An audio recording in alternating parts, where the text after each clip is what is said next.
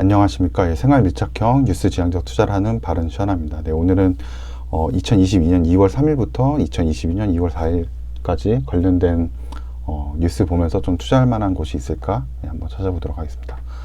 우선 지금 연휴 기간인데 이 대선 후보들이 이제 공약에 관련된 그런 뉴스들이 좀 많이 나오는 것 같아요. 저는 몰랐는데 그 윤석열 후보가 뭐 26번째 뭐 공약이 있었나 보네. 저는 그동안 무슨 공약이 이렇게 많았는지 모르겠는데, 우선 뭐 그 공약의 이제 이름은 이제 신축 주택인데, 이 신축 주택에 음식물 쓰레기 분쇄기 설치한다 그래요. 이제 자동으로 이제 분쇄해주는 그런 장치죠.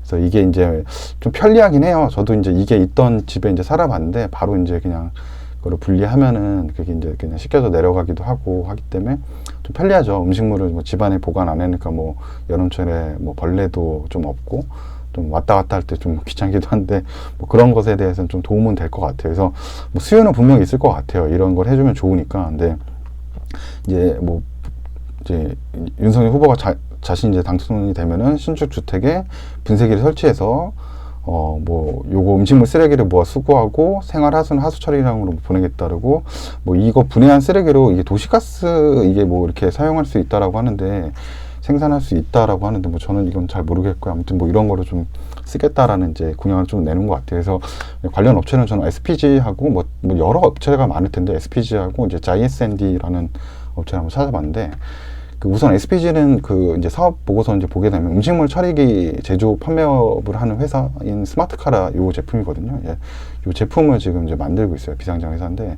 요 회사가 이제 지분 한 29.5% SPG에서 좀 가지고 있거든요. 근데 제가 이거를 뭐 좋게 생각을 해야 될지 나쁘게 생각해야 될지 모르겠어요. 왜냐면 아파트에 자체적으로 이제 설치가 된다 그러면 오히려 이런 스마트카라라는 이런 외부 이 장치가 좀 필요가 없는 건가? 또 이렇게 그러면은 이게 오히려 더 안 좋을 수 있는 건가? 또 이런 생각도 좀 들기도 하더라고요. 그래서 또 이제 생각이 든 게, JSND는 이제 홈 임프루먼트 이제 사업이라 그래서 이게 이 아파트나 이런 그 공동 이 주거 시설의 그런 시스템 같은 스마트 홈 시스템을 좀 이제 만드는 그런 사업을 하거든요. 이게 또 매출도 굉장히 좀 높아요. 전체 사업 비중에서 제일 높은 37.1% 차지하고 1,183억 정도 아마 차지하는데, 여기 보면 이제 음식물 처리 제조 및 이제 판매 설치 뭐 이런 부분들이 있거든요. 그러니까 이쪽 업체는 이제 그 아파트 그 관리 시스템이나 이런 시설을 그 이제 사업을 해주는 걸 하기 때문에 오히려 뭐 이런 공약이 있으면은 이쪽에서는 이제 아파트 자체적으로 이제 설치를 하는 거를 담당을 할 수가 있겠죠. 그래서 만약에 뭐 윤석열 후보가 저 공약이 이제 된다라고 하면은 이제 JSND 같은 경우는 좀 도움을 받을 수 있다라고 생각을 하면 되겠죠. 그리고 정말 당선이 된다 그러면 그때 이제 JSND는 조금 좀 회사가 어떻게 보면 그런 쪽으로 조금 도움을 받을 수 있다라고 좀 생각을 합니다. 그리고 또 하나 뉴스로는 이제 지금 전 세계 팜유하고 이제 석탄을 지금 이제 수출 비중이 굉장히 높은 국가인데, 인도네시아가 이제 석탄은 좀 수출 규제를 했는데, 이번에는 이제 팜유까지 이 수출을 좀 제동을 한다 그래요. 수출 규제를 한다 그래요. 이제 이유는 이제 물량이 굉장히 부족한가 봐요. 이제 인도네시아 자체적으로도 물량이 좀 부족해서 이거 수출을 좀 제한한다. 그래서 결국 이제 주요 생산 국가에서 수출을 제한한다 그러면 관련 이제 가격들이 이제 올라가겠죠. 그래서 뭐 석탄도 지금 굉장히 가격이 올라가고 있고, 석탄은 또 뭐 중국 쪽에서 수출을 또 안 하고 있는 이유도 또 있고, 팜유도 이제 인도네시아가 절대적인데 여기서 수출에 제한을 한다라고 하니까 이제 석탄 관련된 거와 이제 뭐 팜유 관련된 것을 좀 생각을 해보면서, 이 팜유가 수출 제한되면 이제 직격탄을 맞는 게 음식료 업체들이죠. 이제 음식료 업체들은 이제 가격을 올릴 수밖에 없고, 그래서 이제 라면이 거의 이제 이 팜유로 다 튀기는 거거든요. 그래서 라면이 이제 그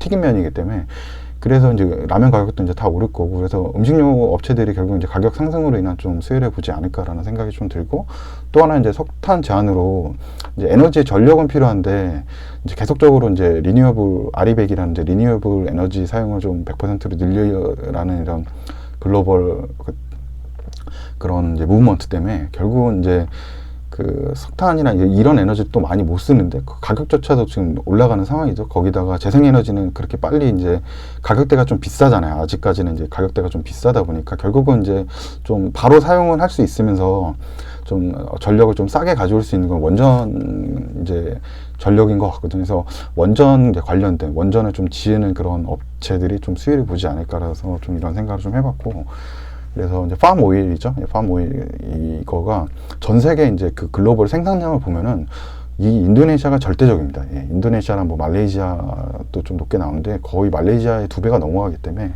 인도네시아에서 거의 문을 닫았다. 만약에 팜유 이 수출을 제한한다 그러면은 글로벌적으로 굉장히 가격이 좀 올라갈 수 있는 상황인 거죠. 거기다가 이미 이제 팜유 가격이 작년도 9월 달부터도 많이 이제 상승한 모습이죠. 21년 9월 달까지 데이터인데, 이제 최근 이제 한 5개년이죠. 2016년도부터 2021년도 9월 달까지 지표인데, 계속적으로 이제 팜유가 조금 이제 코로나 사태죠. 코로나 사태 때 이렇게 좀 가격이 그때부터 이제 급등한 이후로 지금도 계속 올라가고 있는데, 뭐 당분간 더 오를 수도 있겠다. 그래서 만약에 뭐 이런 팜유 뭐 선물 투자하시는 분들은 조금 단기적으로는 좀 좋게 조금 가격 상방에 좀 투자를 해볼 만한 것 같기도 하고요.